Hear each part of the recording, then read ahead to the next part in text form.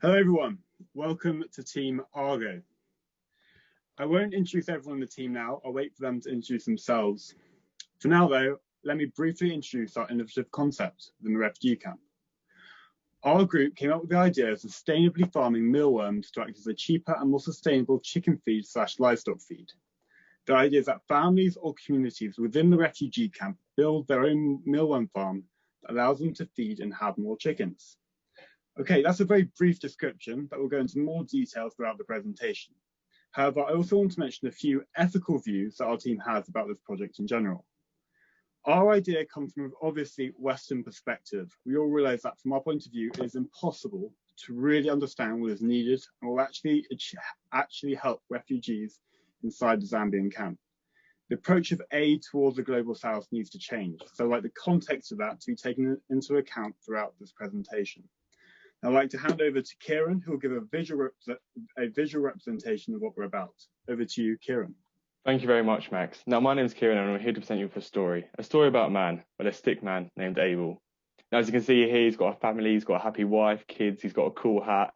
And now Abel lives in the Mukika refugee camp, home of 18,000 refugees. And he's a farmer. And as being a farmer, he owns chickens, which provide him with a source of food and a source of income. So a lot of positive benefits. But there's a problem. Abel's chickens, they're just not very happy. It's common practice to let the chickens either feed themselves, which isn't very nutritional, or use millet and other grains, which is often expensive. And overall, these are just not sustainable. And I'd like to give it over to Shen to talk a little bit more about the problems. Thank you, Karen and Chen. And now this is our problem tree is going to branch, and they have many problems to face it to the refugee. In the next slide, this is the smaller problem tree. It's symbolized and the more relatable, and it has to be a solution. Now I pass to the Karen. Yes, there has to be a solution, Shen, and this is where Team Argo's amazing idea of using mealworms as a sustainable source of food for chickens comes in. So use mealworms to feed the chickens. And as you can see here, they're not winning any beauty contests, but these guys are packed to the brim with protein and fat, perfect for feeding chickens and making them nutritional.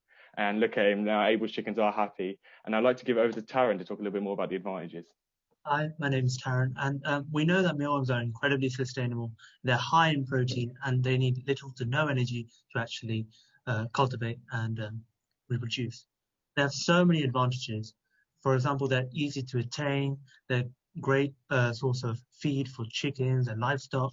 They also eat plastics, and they break down the plastic so much so that they actually don't transfer any of these plastics onto anything that eats them. They also take up very little space when growing and looking after them. Thank you, Tarun. My name is Siddharth.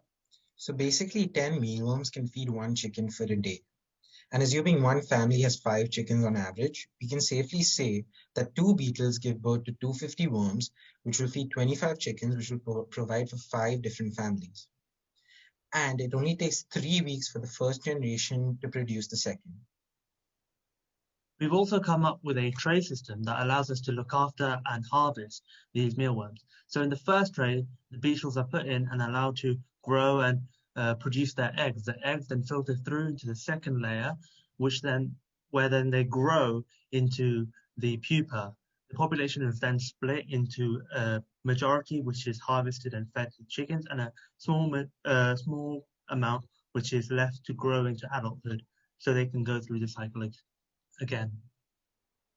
Some of the things that ensure the growth of mealworms are harvesting newborn mealworms, cleaning cultivation trays, feeding them enough food and water, and sheltering them from the environment.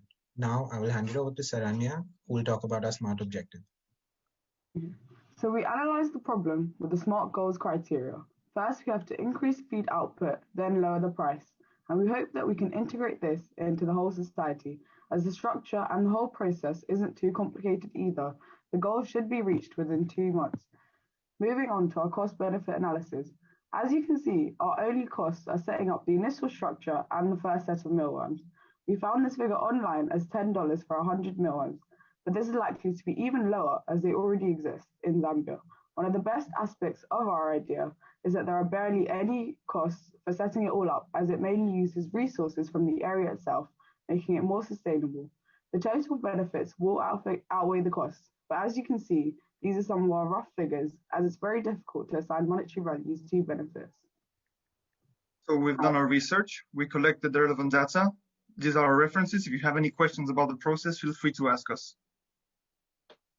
Great presentation, well done. Any innovation has always got a kind of set of downside risks associated with it. What's your assessment of the risks that any investor might encounter with your innovation? Well, our innovation is predominantly focused on grassroots, so going into the refugee camp and talking to the community or families and establishing if this idea is actually going to work. So I think the biggest risk is that we go into the communities in the refugee camp and they say, no, this idea has no place here. We don't think it's going to work. We think it will, but obviously they'll know better than us. And we want to hear their input if we can change our design at all. So yeah, that's probably our main risk. Sorry, if I could just say something as well. Other risks that we could possibly have is that these beetles are pretty small, so they can get out into the wild, and they could, if not taken care of properly, pose a threat to the existing ecosystem there. However, they're quite easy to look after. It's only through like really bad practices this sort of thing can happen. So it's not too big of a risk, but it is something. Thank you for that. John, fire away. Thanks, guys. That's a really, really good presentation. Very innovative idea. Practical question. Do you know what proportion of the inhabitants of the refugee camp own chickens? And if it's a small proportion, have you thought about how that could diversify to other kind of animals that could help sustain the population there? That's a very hard figure to come across on Google. I would have to talk to or go over there to figure that out properly. But yeah, if the population is small of families or communities that own chickens, but the great thing about this is that it makes owning a chicken a lot easier, because you don't have to worry about buying chicken feed or looking elsewhere. You can literally rear chickens as cheaply and efficiently as possible. So hopefully that will grow and more families will have chickens from then on. Yeah, another thing is the fact that they reproduce so quickly, so that we don't need to worry about coming up with mealworms or anything like that. Also, like Max said, it's the best thing we can do is encourage people to be able to look after themselves rather than relying on other people. And yeah, if I can quickly jump in, they are packed with protein, so even humans can eat them. So in terms of it's endless amount, even humans if they wanted to. So yeah, I'll leave that. Yeah. Sounds tasty. So who's got a question? Joe, I see your hand flittering. I think you're on mute, sorry. Oh, the tension. Lost there. Thank you very much for a very interesting presentation. I have a question to you regarding how you can see this project grow.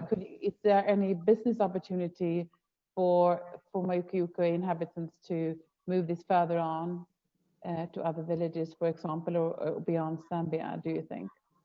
Well, that's definitely on them to do that. We want to be as little involved in this project as possible. I know it sounds bad, but we want it to be grassroots. We want them to come up with this and see how far it goes themselves. So in terms of business opportunities, just the fact that they can like have more chickens and then sell them and then have more eggs and whatnot, that is a business opportunity that they could have, and then they succeed in scaling it up.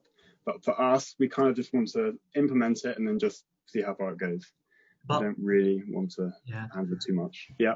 But possible like steps they could do is like allowing them to be able to like look after their chickens for a small amount of money allows them to hopefully like get more chickens and then start a meat market or sell their eggs, sell the eggs, or they can grow their own mealworms and then sell on their mealworms that they produce. So it doesn't end there. There's so many more opportunities, and it's up to them, their creativity, their initiative that allows them to grow this business. Right. Okay.